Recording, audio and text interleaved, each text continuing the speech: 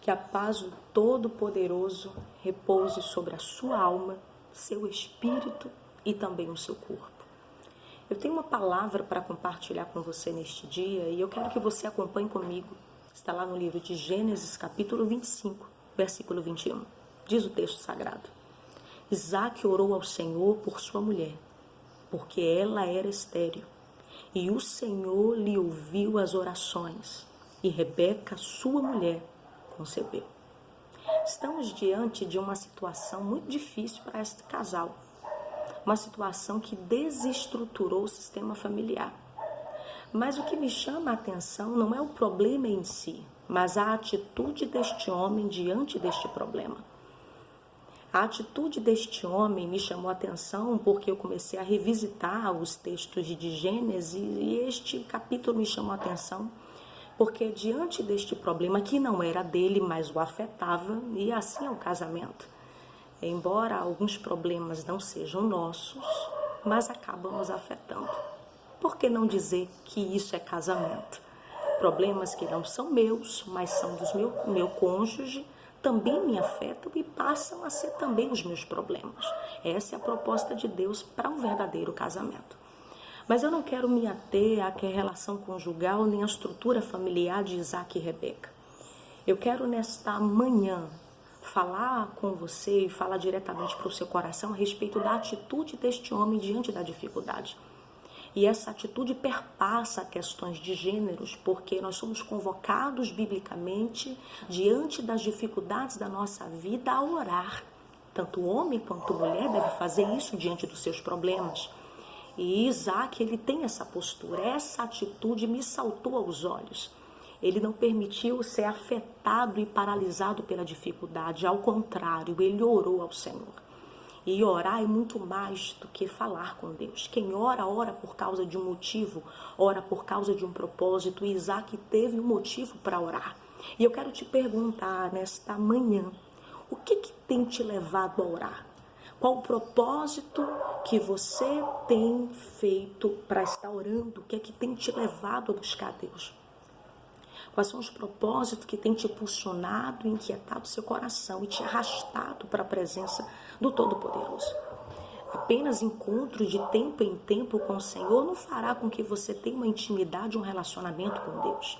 O Senhor quer criar com você um intercâmbio de amor e amizade, e para isso você precisa revisitar o quarto de oração. A atitude de Isaque mudou a sua história familiar. Ele foi despertado pela dificuldade. Eu não quero aqui nesta manhã falar com você e te dar informações a respeito de oração, porque eu sei que você que está me ouvindo aí sabe a respeito de oração e até ora. A proposta deste vídeo é eu te incentivar diante da dificuldade a orar e continuar orando. Temos inúmeros relatos da Bíblia falando a respeito da eficácia da oração. Por que não falarmos de Ana que orou diante da sua dificuldade e Deus mudou o seu quadro?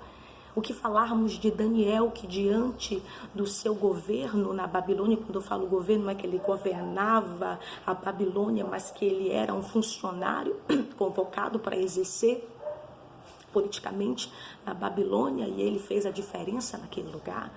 Por que não falar de apóstolo Paulo, que diante da sua dificuldade, quando Deus permitiu que um espinho na carne atravessasse a sua vida, ele rogou ao Senhor por 3 vezes e o Senhor lhe respondeu.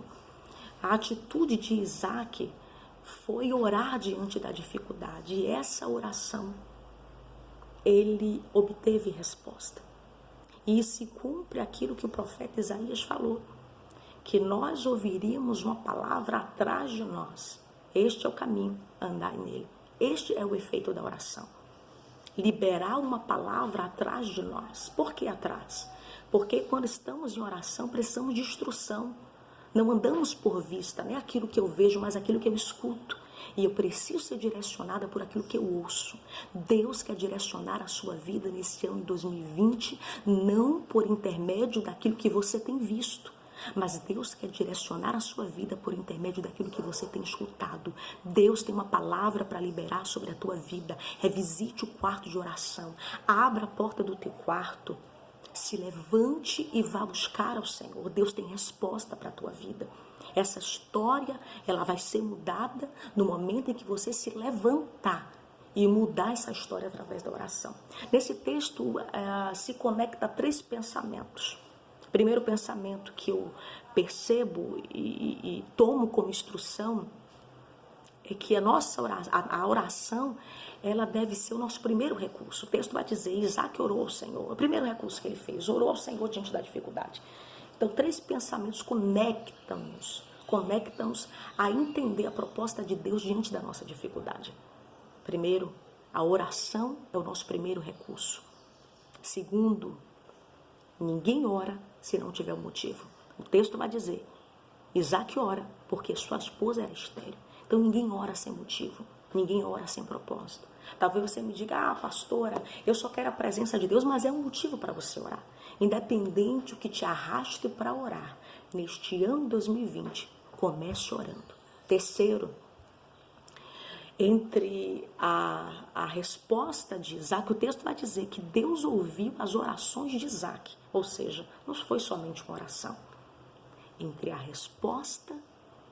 Entre o pedido e a resposta há um tempo, e eu preciso continuar orando mesmo que a resposta não chegue. A oração é uma jornada de golpes de perseverança, eu preciso perseverar. Lembra da viúva? O texto vai dizer, Jesus contando a parábola, e 2 recomendações primordiais Jesus fez para o discípulo. A primeira, o dever de orar sempre e nunca esmorecer. Ou seja, a direção que Jesus estava falando para os discípulos é que sempre a oração deve ser o meu recurso. E quando eu oro, eu não desisto, porque a oração nos dá força para continuar perseverando. Isaac orou porque ele teve motivo.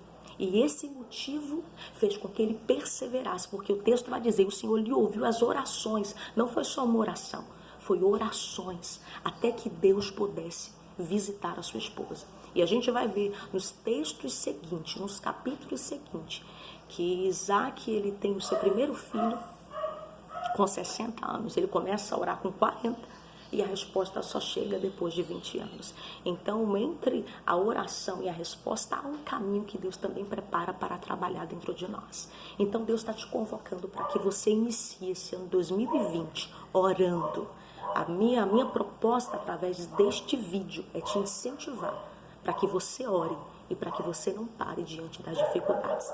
Que Deus te abençoe e que Deus te fortaleça. Se faz sentido para você, comenta, compartilha, abençoa alguém, porque talvez não só você precise ouvir esta palavra, mas aquela amiga, aquele vizinho, aquela pessoa, aquela sua ovelha precisa dessa direção. Compartilhe e faça o reino de Deus florescer e fluir. Que Deus te abençoe.